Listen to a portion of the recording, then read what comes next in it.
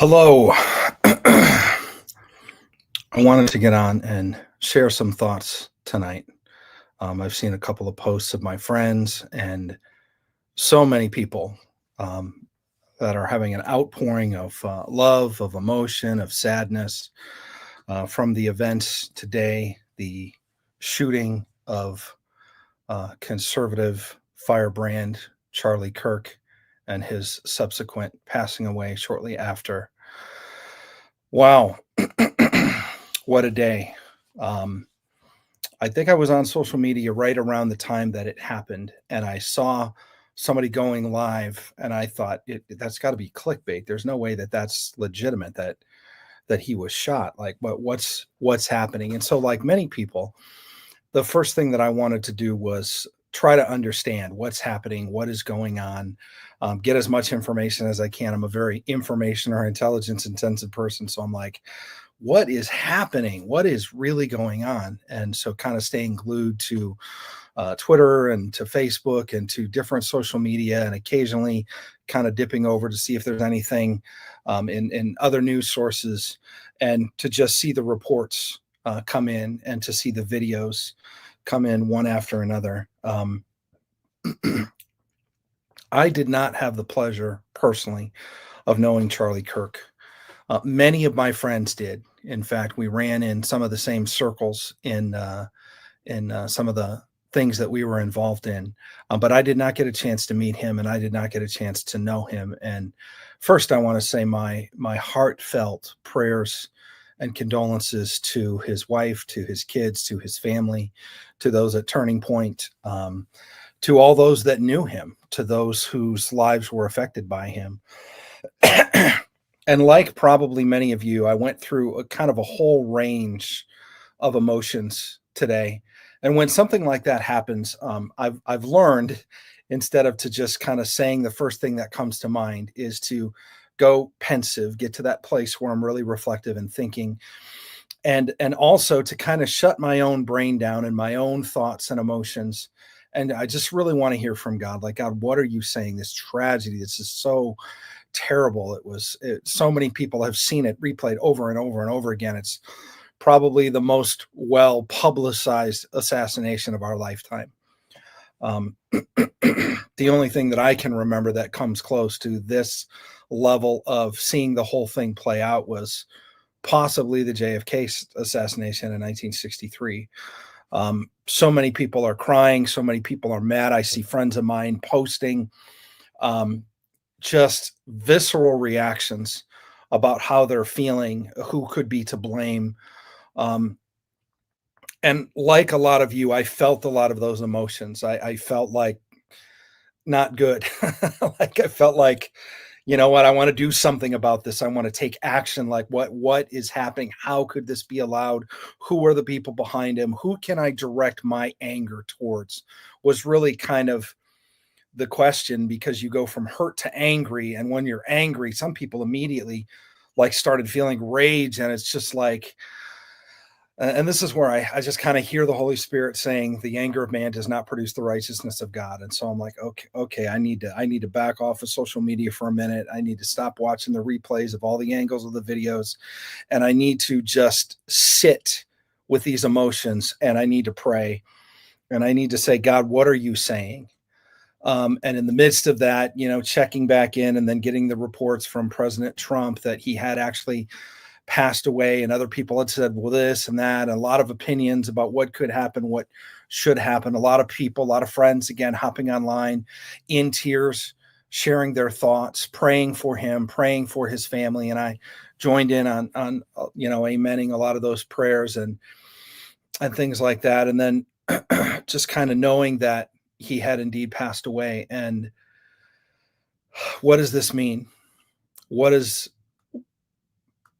I'm a person of action. And so for me, I want it like, what do we do?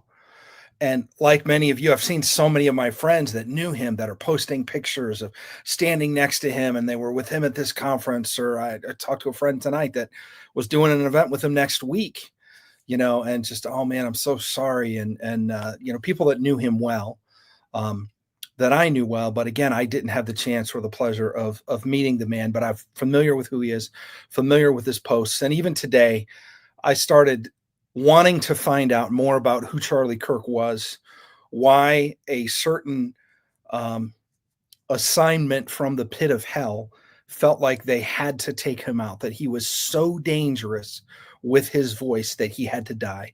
And I believe that we are in a spiritual war.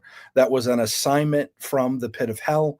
I don't want to get into the ideological this or that or left or right or various political parties, because ultimately at the end of the day, flesh and blood isn't who we're fighting. But wow, this man was dangerous. This man was incredibly dangerous. And so I wanted to know, like, what was it about Charlie Kirk that made him so dangerous that he literally had an assassination on his life to take him out at 31 years old? And I started really looking into, and I've heard some of the things that you've said and seen a few posts and a lot of videos before, but I really started just kind of becoming familiar with his passion for colleges and universities. And man, this guy cared about what the next generation is learning at colleges and universities. And he literally gave his life for this. He literally sowed his life on the mission field of colleges and universities. And there were so many times that they'd go places and they try to shut him down, or they tear down the tent, or he'd be attacked, or they would attack the people at the table, or and the meme warfare on social media. Anybody with a voice is subject to that. But this guy just kept going out over and over and over again, and he had a heart for the next generation and colleges and universities. And it's really interesting because there was a time back in 2020 that I had the pleasure of being involved in a project that was seeking to usher in the third great awakening in America. And we believed that what was going to happen in the next great move of God is it was going to come in colleges and universities. In fact, we put together a letter and a challenge coin and sent it to all the presidents of all the Christian universities, colleges and universities in the whole country. Like, we had to put this whole database together and craft this letter. And I was part of crafting that letter and putting together the website. And we were looking at, were there times colleges and universities in America had experienced revival? And we found some of the old videos related to Asbury back like in the 70s. And so we included that. And then when revival broke out in Asbury, I had actually forgotten that I had been a part of this college and university project in 2020. And I had the privilege of going to Asbury. And I was there for a whole week, and I got to be part of the prayer team, and I got to see firsthand from inside the auditorium, tens of thousands of people come, and college kids, just humble college kids. They weren't worship leaders.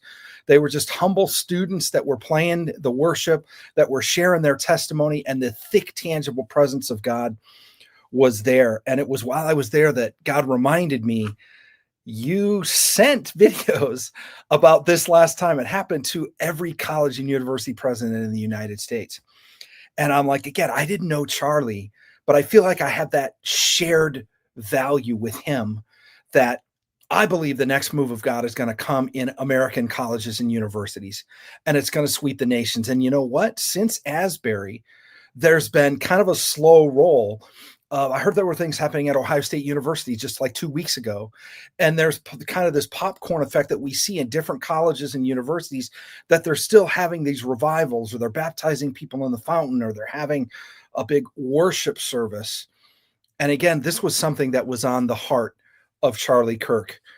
He believed in colleges and universities. He believed in revivals in colleges and universities. And, you know, as I kind of dug into some of his history, he talked about 1,500 high school and college campuses that they had been on or had an influence in, 800 chapters, tens of thousands of students all across the country, some of the largest events, student events. And then I see this other post from him. This is revival in the Christian church. Churches are growing. Young people are flocking to faith in God.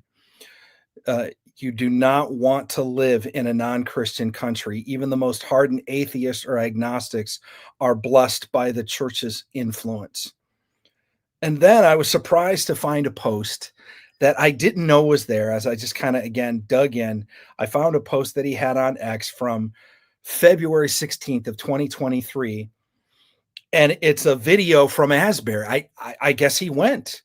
This is a video that it doesn't say it's a shared video, and it says, "Is there a revival breaking out at Asbury University?" And so, not only did he see that, here's another post: Asbury University might be the first chapter in a revival that will sweep the nation. Pray. That's a post from Valentine's Day 2023. And so, as I started looking into this guy that I knew was an incredible ideologue and an incredible orator, and somebody that was very good at logically building up and dismantling ideas and sharing the truth in love, even when it was difficult.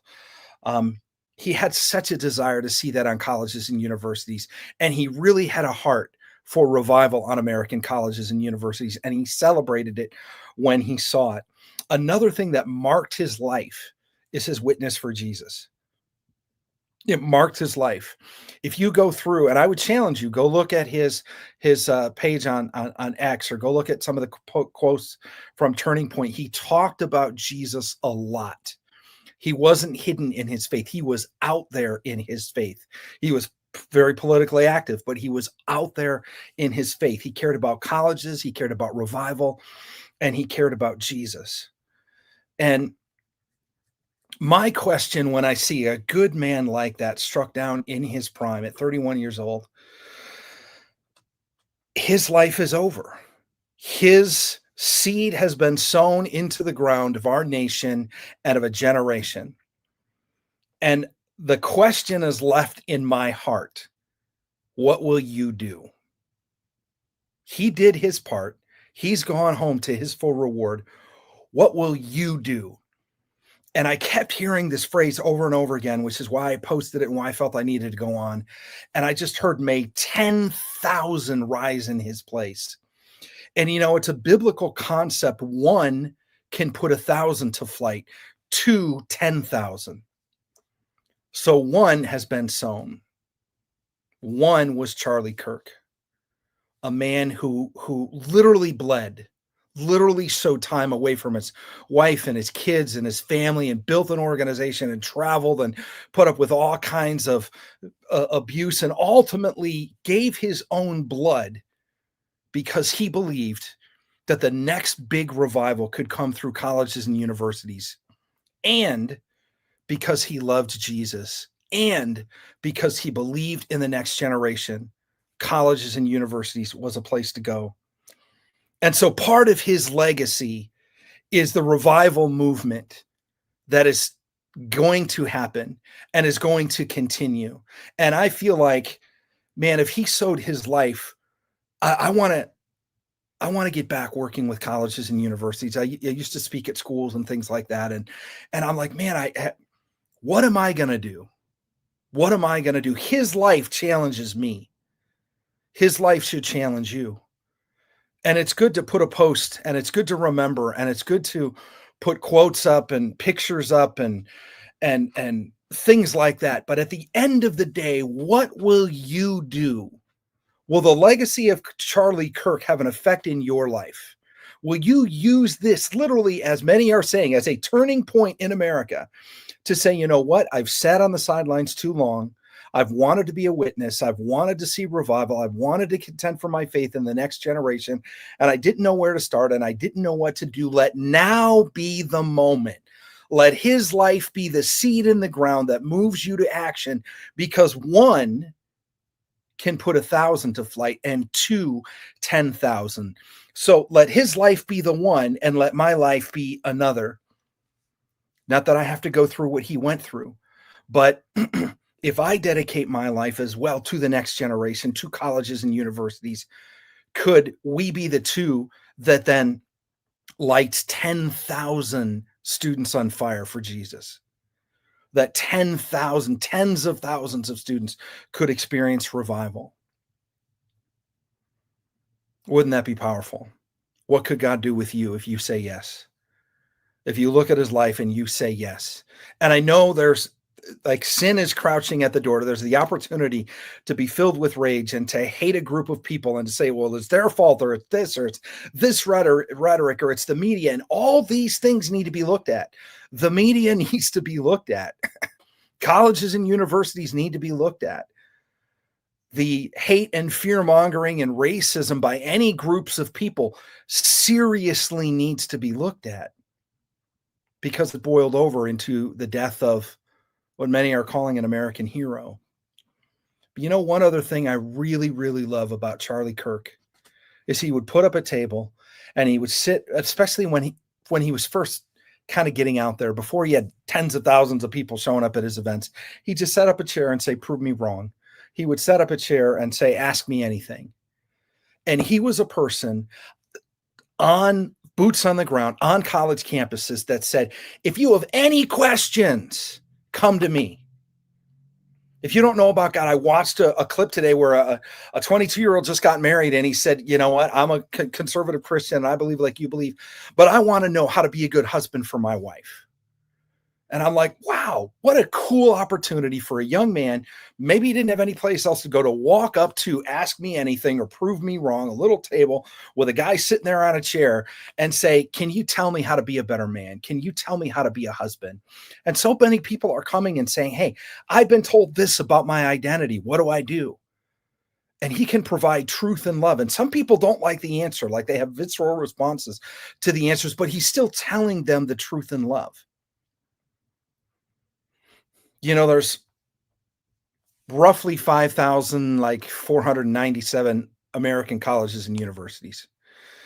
If we could put 10,000 people to flight, if 10,000 people could get as passionate about colleges and universities, the next generation, revival, Jesus, and answering simple questions that people have, what if we had 2 people like a Charlie Kirk on every campus in America?